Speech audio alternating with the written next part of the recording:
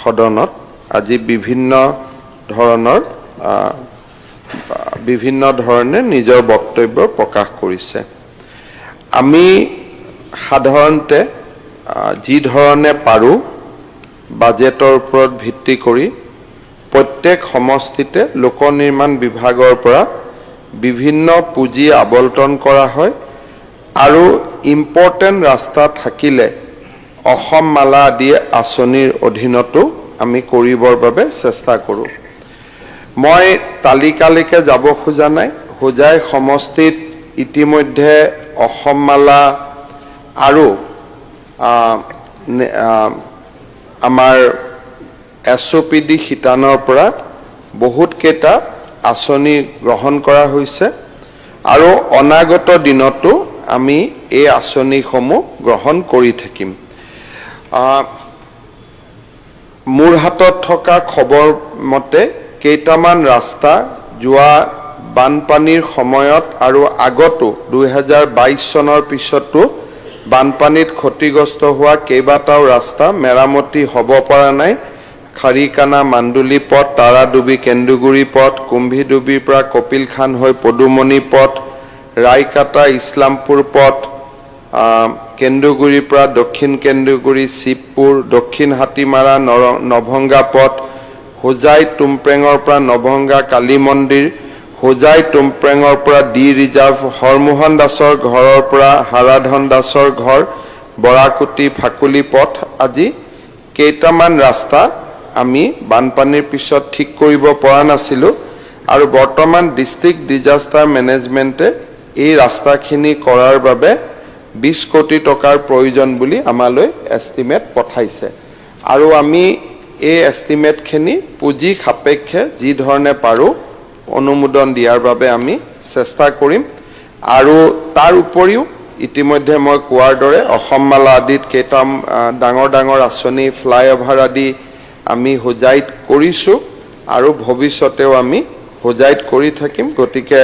যিমানখিনি আজি পৰামৰ্শ দিছে গোটেইখিনি পৰামৰ্শ মই স্ক্ৰিপ্টটো লৈ পেলাই মই পৰামৰ্শখিনি যাতে আমি ভাল কৰি ৰূপায়ণ কৰিব পাৰোঁ পুঁজি সাপেক্ষে তাৰ বাবে আমি চেষ্টা কৰিম। ৱেলনেছ চেণ্টাৰৰ কথা কোৱা হৈছে। আপোনালোকে জানে যে আমি খুব পৰ্যায়ক্ৰমে অসমত স্বাস্থ্যৰ ক্ষেত্ৰত পৰিৱৰ্তন আনিবলৈ চেষ্টা কৰিছোঁ আৰু ইয়াৰ ভিতৰত আমাৰ ৰাজ্যখনে লোৱা আটাইতকৈ ডাঙৰ সিদ্ধান্তটো হ'ল যে আমাৰ জিলা চিকিৎসালয়বিলাক লাহে লাহে মেডিকেল কলেজলৈ ৰূপান্তৰ আৰু মেডিকেল কলেজৰ লগত একোখন কেঞ্চাৰ ট্ৰিটমেণ্টৰ হস্পিটাল আৰু তাৰ লগত লাহে লাহে আমি নেচাৰোপেথি, যোগা এইখিনিক লগত লৈ এটা কনচেপ্ট অফ ৱেলনেছ, এই গোটেইখিনি আমি আয়ুৰ্বেদা, যোগা, নেচাৰোপেথি এই তিনিটালৈ লগত আমি কনচেপ্ট অফ ৱেলনেছ চেণ্টাৰ, ৱেলনেছৰ ধাৰণা এটাও আনিবলৈ চেষ্টা কৰিছোঁ। এই বছৰ তিনিচুকীয়াত মেডিকেল কলেজখন হৈ যোৱাৰ লগে লগে অসমত 13খন মেডিকেল কলেজ বৰ্তমান কাৰ্যক্ষম হ'ল। অহা বছৰ আমাৰ গুৱাহাটী মহানগৰীত দ্বিতীয়খন medical college Pragjyotish medical college আমি আৰম্ভ কৰিম আৰু তাৰ পিছৰ বছৰ অৰ্থাৎ 26 চনত বঙাইগাঁও, চৰাইদেউ, বিশ্বনাথ চাৰিআলি এনেকৈ আমি 23খন মেডিকেল কলেজ অহা 2 বছৰ 3 বছৰৰ ভিতৰত আমি পাবৰ কাৰণে সক্ষম হ'ল। এতিয়া এইখিনি হোৱাৰ পিছত আমি নেক্সট ফেজত 5খন মেডিকেল কলেজৰ বাবে আৰু চিন্তা চৰ্চা কৰিছোঁ, কিন্তু আজিয়ে হ'ব এনেকুৱা নহয়, কিন্তু আমাৰ যিটো লাইনত আছে তাৰ ভিতৰত এখন মেডিকেল কলেজ আমি চিন্তা কৰি আছোঁ হাইলাকান্দিত, এখন মেডিকেল কলেজ আমি চিন্তা কৰি আছোঁ গোৱালপাৰাত, এখন মেডিকেল কলেজ আমি চিন্তা কৰি আছোঁ মাজুলীত আৰু এখন মেডিকেল কলেজ চিন্তা কৰি আছোঁ আমি হোজাইত। কাৰণ হোজাইত আমাৰ বহুত ডাঙৰ পপুলেশ্যন আছে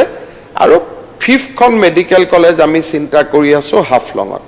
অৰ্থাৎ এই 5খন জায়গাত যদি আমি মেডিকেল কলেজ কৰি ল'ব পাৰো তেতিয়ালে অসমত ডিস্ট্ৰিক্ট হস্পিটালৰ কনসেপ্টটো প্ৰায় নোহোৱা হৈ যাব আৰু এই মেডিকেল কলেজখিনি হোৱাৰ লগত কাখত যদি আমি ক্যান্সাৰ হস্পিটালখন বনাব পাৰো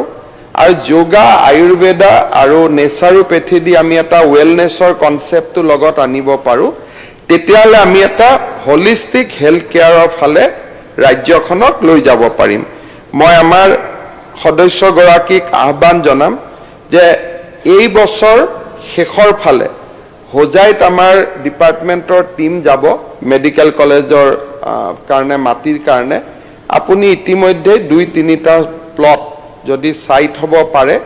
তেতিয়ালে হোজাই এটা বহুত ডাঙৰ সমস্যা এটা আমি সমাধান কৰিব পাৰিম আৰু বাকি পিডব্লিউডি টো যি ধৰণে নতুন নতুন পুঁজি আহি থাকে মই হোজাই ডেভেলপমেন্টৰ কাৰণে খৰচ কৰাৰ কাৰণে যত্ন কৰিম শ্ৰদ্ধাৰ মাননীয় অধ্যক্ষ মহোদয় আমাৰ লক্ষীপুৰ সমষ্টিৰ বিধায়ক কৌশিক ৰয় ডাঙৰীয়ায়ো তেখেতৰ সমষ্টিৰ ডেভেলপমেন্টৰ বিষয়ে উল্লেখ কৰিছে মই